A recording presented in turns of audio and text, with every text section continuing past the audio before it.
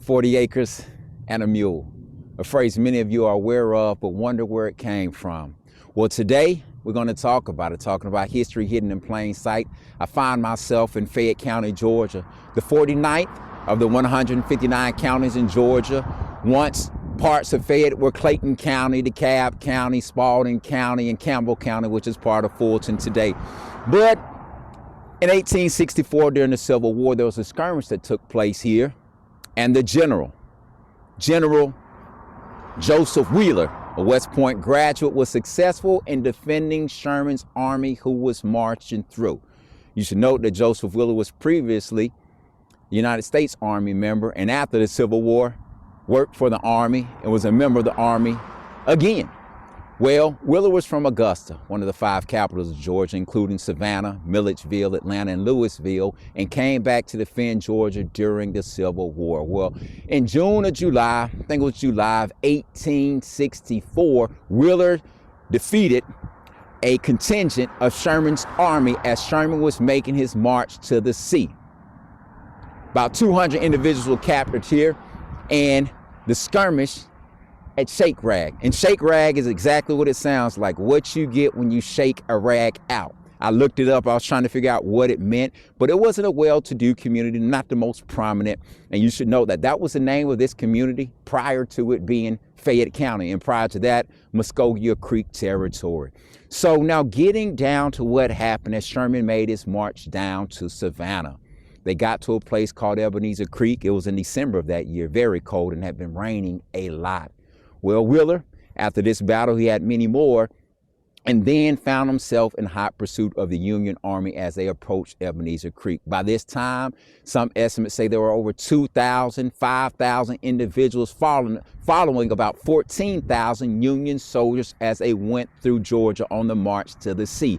And what happened there, the engineers of the Army worked with the pioneers, and the pioneers were able to do formerly enslaved individuals who were clearing the roads, but they put up a pontoon bridge. That's basically a makeshift bridge that sort of floated over the water that allowed the Union to cross. It's December, you all, it's cold. And the people who were following them were generally older men. And we're talking about now this group of, a lot of folks estimate, that were close with the Union Army, right there with them, about 500 to 600 individuals, women and children, infants, and the elderly, the maimed, the injured. They were following the Army for protection. They were following them for food, and they had many of them fled enslavement. And so now they're looking for protection. And so as they followed, and as they get to this particular bridge, an order was given that, hey, the Army, the Union Army, had to cross the bridge first. Well, ladies and gentlemen, unfortunately, there was not a second crossing of that bridge. Those individuals who were fleeing enslavement, looking for protection, were held at gunpoint and was told, do not cross the bridge. Needless to say, Wheeler, who was the hero here in Fayette County for defending this area against the Union, he was there, and he and his cavalry, according to the stories that I've read, slaughtered some of these individuals. And if they didn't slaughter or kill them, they took them back to their slave owners. But what was even worse, you all, is they were afraid, they being some of these formerly enslaved individuals, of being recaptured and going back into slavery, that they entered the water trying to cross. Men, women, and children drowned and lost their lives there at Ebenezer Creek.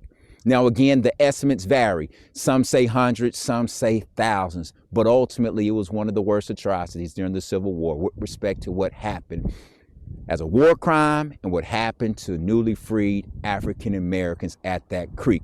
When they got to Savannah, the war general, the Secretary of War, Stanton, had heard about this. He actually beat Sherman to Savannah. And when he got there, they had a meeting with about 20 different preachers. About half of them were born free. The other half had been emancipated by themselves or in some other way. But they were preachers in Savannah who were the leadership. And when asked what they wanted, They wanted their own land. Ultimately, Field Order 15 was granted by Abraham Lincoln, which gave them 400,000 acres spanning from Charleston, South Carolina to the St. Johns River, I believe, in Florida, and going 30 miles in. They were to be given 40 acres to work, and they were not to be given a mule. That was something that later came, but the mules were around and were given to some, and it came from the Army's mules. But the idea is that they were granted 40 acres. They divided the land, those 400,000 acres, into 40-acre tracts.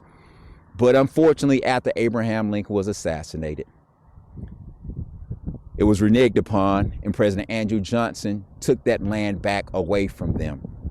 Ladies and gentlemen, that's the story of 40 Acres and a Mule. I'm not a historian, that's my rendition, but when we talk about history hidden in plain sight, it's a lot to learn from there. And I told you I was going to tie in the Rapid Way to Win. Well, as I reflect on this, I have to say it's sad. But we've got to face the sadness if we're going to deal with history so that it does not repeat itself.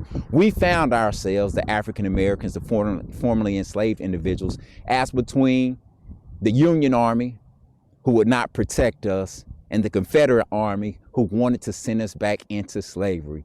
We were not in a good place. And it tells me that in life, things won't always be fair.